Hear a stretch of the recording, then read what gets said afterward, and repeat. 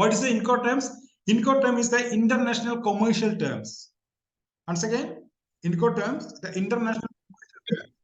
Yeah, it is designed Commercial or it is developed by term. ICC, International Chamber of Commerce. Once again, Incoterm is nothing.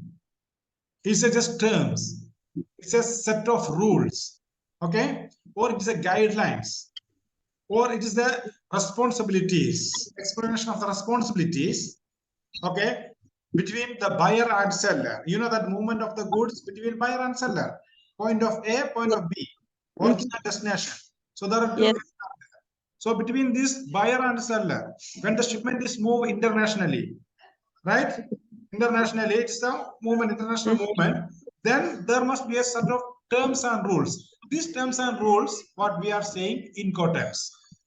International commercial terms. These are commercial terms for trading, for international trading, for the movement of the goods and services from one place to another place. For example, as I said, the trade between Albania and Kuwait. You are sending to me something, I am sending to you something. Okay. So between you and me, some, for example, what is the main product in Albania? You said famous What is the famous what? product. Anything? I don't know. Okay, no problem. What do you like most of the in Albania? The best one. No, I'm sorry, I didn't get it. Now, what I'm saying is, for example, in Kuwait, okay, I can say that in Kuwait, my country here, in Kuwait, the oil, petroleum and whatever is the main thing, okay? Okay. So Like that in Albania, for example,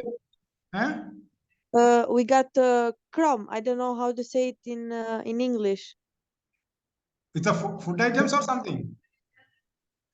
No, it's something that comes out from mountains. I don't know how to say it. Okay, no problem. Whatever thing. So I need that item. For example, I need that item from your country to my country in Kuwait. Okay, or I can send something, some oils for you there.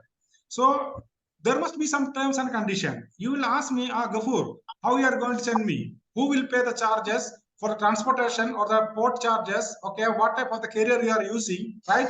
All these charges. And if something happened before reaching the shipment or before reaching the product in my hand, if something happened, so who is responsible?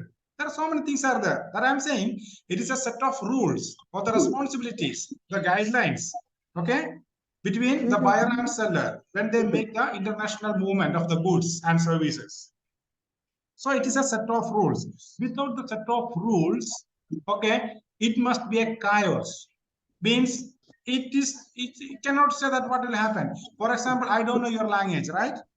We are using the English. And I don't know about your customs rules. How much percentage your tax is using? In Kuwait, 5%. In India, it is 26%. Okay. In Albania, I don't know. But some countries maybe 10%. Okay. I don't know about your, that customs regulation. I don't know. You don't know customs regulation in Kuwait. And I don't know customs regulation where maybe in Sri Lanka or maybe I don't know in UK. And their English language, if you go to Japan, their language, Chinese language, Malaya language in Malaysia or in Singapore, different countries, Philippines, different countries, there are different rules, customs, currency, different currencies are there, right? So how you are going to make the shipment, I mean, we make the trade, international trade. There must be some set of rules when these two people are making the international commercial term, I mean international movement, there must be some term. These terms is known as the Incoterms. So just simply it's a rules. Who must pay or who must arrange the shipment? Who will make the packing? Who will make the strapping? Who will make the labeling? Who will make the pallet and bring the yard for loading? And who will arrange the shipment through ocean freight, air freight, or the road freight? Carriage, who will do? Okay, and the cost, who will pay all these things for the labors, ramps, customs, bill of entry, bill of lading charges, who will pay? And who will make the insurance? And who take the risk? If I do the shipment from, for example, I'm taking from Albania, from your place, you are arranging, and you prepared everything for me, shipment, and you said, before it's already loaded on the truck, so it's finished, I'm going. My duty finished, I submitted to you. How you can say like this? I can say because I am using the Incoterm X works. My duty is keep everything there. And after that, something till where the buyer, if I not receive in Kuwait, so I can say I didn't get your shipment, so how can I pay to you? You will say, no, Gafur, I already sent to you, our term is X works. So this type of the risk changing and the cost, okay, and the carriage, who will do all the things, everything can be, must be defined over Incoterms. So that is what I'm saying, without knowing the Incoterms, you cannot take the decision. Whatever things you know, if you don't know this, the can backbone of the logistics in Gotham, then we are not able to give the answers. Somebody will ask some question, you'll say, okay, I will check. No, you must know and you should say. And I'm saying, if you don't have the set of rules between the countries for the international transaction and all, then what will happen? There will be so many chaos, uncertainty, confusion, and payment failure, and port demurrages and detentions, fines on will come. To avoid all these things, what the rules came, International Chamber of Commerce, you know that, the part of United Nations, International Chamber of Commerce. They Yes. envisaged, or they formulated, or they prepared what this one, Incoterms, international commercial terms. It is the first Incoterms is came into existence 1936, 1936, the first one. Okay, that time the members of the countries, the top teams, they sit together and they put some rules and regulation between the buyer and seller, and they formulated what set of rules and set of instruction that came into existence 1936, the first one.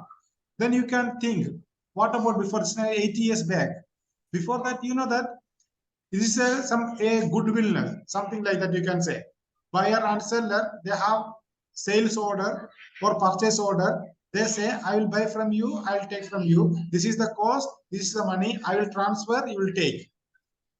Relation like that. Then it's okay, they are loaded, but unfortunately, many times some problem come, it becomes the big issue. Maybe seller not delivered, buyer not received.